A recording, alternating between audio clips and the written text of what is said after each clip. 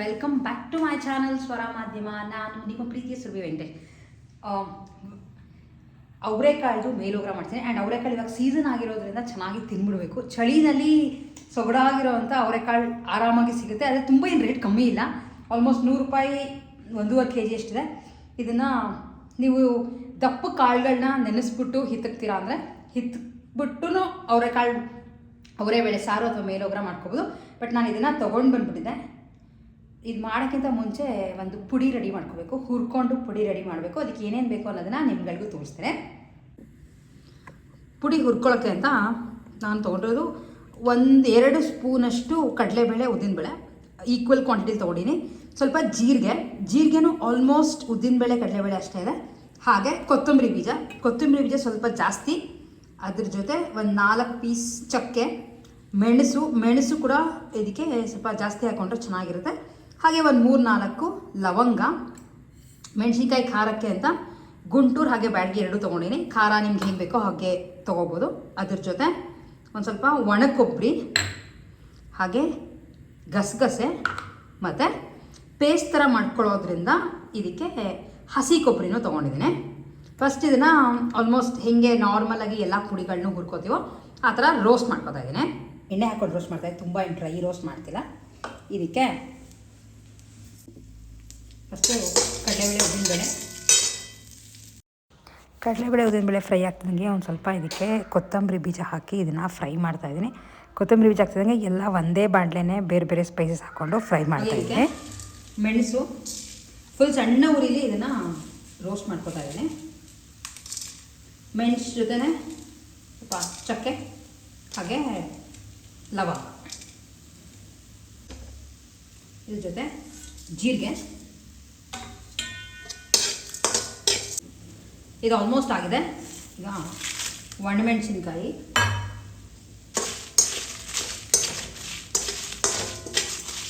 So ಇದೆಲ್ಲ fry ಮಾಡಿದ್ದಾಗಿದೆ. ಈಗ ಗ್ಯಾಸ್ನ of ಮಾಡ್ತಾ ಇದ್ದೀನಿ. ಈಗ ಇದಕ್ಕೆ ಒಣ ಕೊಬ್ಬರಿ ಗ್ಯಾಸ್ ಆಫ್ ಮಾಡಿದ್ದಾದ್ಮೇಲೆ ಹಾಕೋತಾ ಇದ್ದೀನಿ. ಹಾಗೆ ಒಂದು ಸ್ವಲ್ಪ ಗಸಗಸೆ, ಯಾಕೆ ಇದೆಲ್ಲ ಬೇಗ ರೋಸ್ಟ್ ಆಗುತ್ತೆ. ಬಿಸಿ ಬಾಣಲೆಗೆ ಹಾಕ್ಕೊಂಡ್ರೆ ಸಾಕು. ಆಮೇಲೆ ಇದ್ರ ಜೊತೆ ನೀವು ಮಿಕ್ಸಿಗೆ ಬೇಕಾದ್ರೆ ಹಾಕ್ಕೋಬೋದು. ಬಟ್ ನಾನು ಬಾಣಲೆಗೆ ಹಾಕ್ತಾಯಿದ್ದೀನಿ ಹಸಿ ಕೊಬ್ಬರಿನ. ಆ್ಯಂಡ್ ಒಂದೇ ದಿನಕ್ಕೆ ಖಾಲಿ ಮಾಡ್ಕೋಬೇಕಾದ್ರೆ ಇದು ಪುಡಿ ಅಂದರೆ ಹುಳಿ ಮಾಡಿಕೊಂಡ್ರೆ ಬೇರೆ ಕೊಬ್ಬರಿ ಹಾಕಿರೋದ್ರಿಂದ ಪುಡಿನ ಸ್ಟೋರ್ ಮಾಡೋಕ್ಕಾಗಲ್ಲ, ಹಸಿ ಕೊಬ್ಬರಿ ಹಾಕಿರೋದ್ರಿಂದ. ಸೊ ಇದೊಂದು ಸ್ವಲ್ಪ ಆರ್ತಿದ್ದಂಗೆ ಮಿಕ್ಸಿಗೆ ಹಾಕಿ ನುಣ್ಣಗೆ ಪುಡಿ ಮಾಡ್ಕೊಳ್ಳೋದು.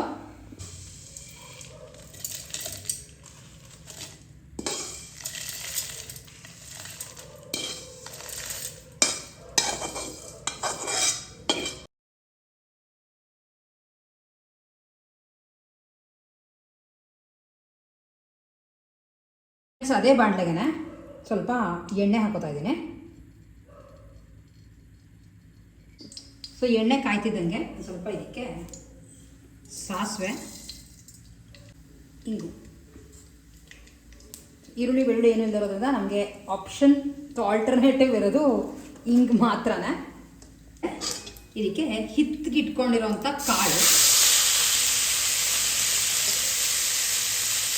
ಹಾಕೊಂಡು ಒಂದು 5 ನಿಮಿಷ ಹಸಿ ವಾಸನೆ ಹೋಗೋದು ಇದನ್ನು ಈ ಥರ ಫ್ರೈ ಮಾಡ್ಕೊತಾ ಇದೆ.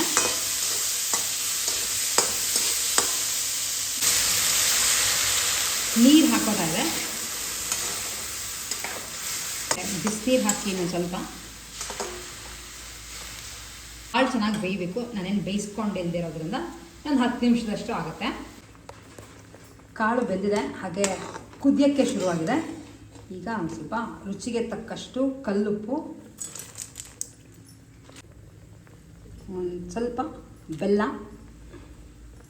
ಹಾಗೆ ಹುಣಸೆ ಹಣ್ಣಿನ ರಸ. ಒಂದು 5 ನಿಮಿಷ ಇದು ಹಾಗೆ ಕುದಿಯೋಕ್ಕೆ ಬಿಡ್ತೀನಿ. ಸ್ವಲ್ಪ ನೀರು ಹಾಕಿ ರುಬ್ಕೊಂಡಿದ್ದೀನಿ, ಹಾಗಾಗಿ ಚಟ್ನಿ ಥರ ಆಗಿದೆ. ಈಗ ಇದನ್ನು ಇಲ್ಲಿ ಕುದಿಯೋಕ್ಕಿದೆಯಲ್ಲ ಅದಕ್ಕೆ ಹಾಕ್ತಾಯಿದೆ.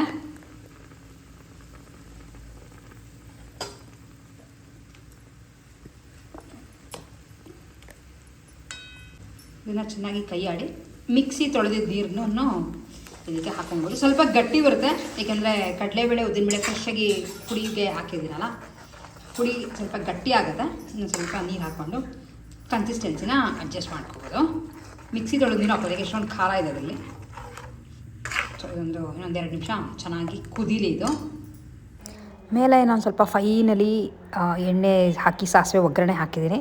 ಅದು ಹಾಕ್ತಿದ್ದಂಗೆ ಬಿಸಿ ಬಿಸಿಯಾಗಿ ಟೇಸ್ಟಿಯಾಗಿರೋವಂಥ ಅವರೆಕಾಳು ಮೇಲುಗ್ರ ರೆಡಿ ಆಗುತ್ತೆ.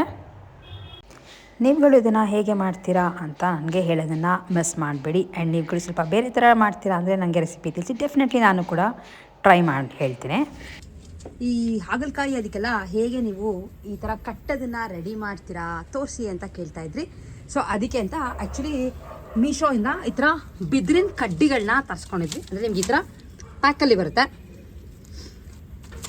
ಇದರದ್ದು ಲಿಂಕ್ನ ಕೂಡ ಹಾಕಿರ್ತೀನಿ ನನ್ನ ಡಿಸ್ಕ್ರಿಪ್ಷನ್ ಬಾಕ್ಸಲ್ಲಿ, ಚೆಕ್ ಮಾಡ್ಕೊಳ್ಳಿ. ಅದನ್ನು ತುಂಬ ಉದ್ದ ಇಲ್ಲ, ಹಾಗೆ ತುಂಬ ದಪ್ಪನೂ ಇಲ್ಲ, ಈ ಥರ ಇದೆ. ಸಾಕು ಗಿಡಗಳಿಗೆ ಕಟ್ಟಕ್ಕೆ. ಅದನ್ನು ಈ ಥರ ದಾರದಲ್ಲಿ ಕಟ್ಬಿಟ್ಟು ಚಪ್ರ ಥರ ಮಾಡಿದ್ರೆ ನಿಮಗಿಲ್ಲಿ ಹಬ್ಸೋಕ್ಕೆ ಈಸಿ ಆಗುತ್ತೆ.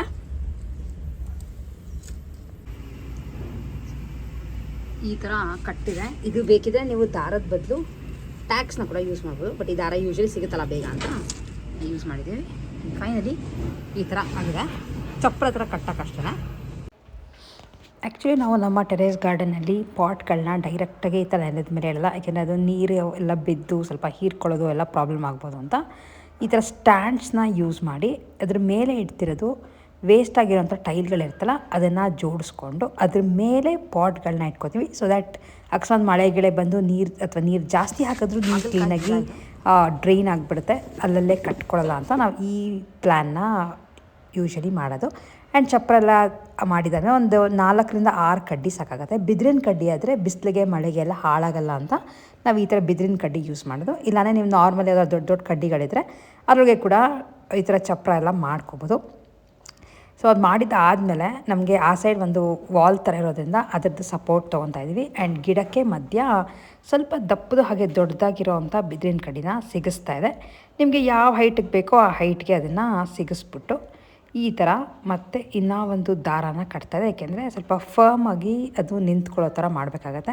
ಆ್ಯಂಡ್ ಈ ಹಾಗಲಕಾಯಿ ಗಿಡ ಆ್ಯಕ್ಚುಲಿ ತುಂಬ ಏನು ಭಾರ ಬರಲ್ಲ, ಹಾಗಾಗಿ ಈಸಿಯಾಗಿ ಈ ಥರ ಮೇಂಟೈನ್ ಮಾಡಿಕೊಂಡು ಈ ಥರ ಕಟ್ಕೊಂಡ್ರೆ ಗಿಡ ಆರಾಮಾಗಿ ಹಬ್ಬಿಸ್ಕೋಬೋದು. ಆ್ಯಂಡ್ ಬೇರೆ ಯಾವ್ದಾರ ನೀವು ಚಿಕ್ಕ ಚಿಕ್ಕ ಗಿಡಗಳನ್ನ ಈ ಥರ ಹಬ್ಬಿಸ್ತೀರಾ ಅಂದರೆ ಆರಾಮಾಗಿ ಮಾಡ್ಬೋದು. ಆ್ಯಂಡ್ ಈಗಂತೂ ಎಲ್ಲನೂ ಆನ್ಲೈನಲ್ಲಿ ಸಿಗುತ್ತೆ.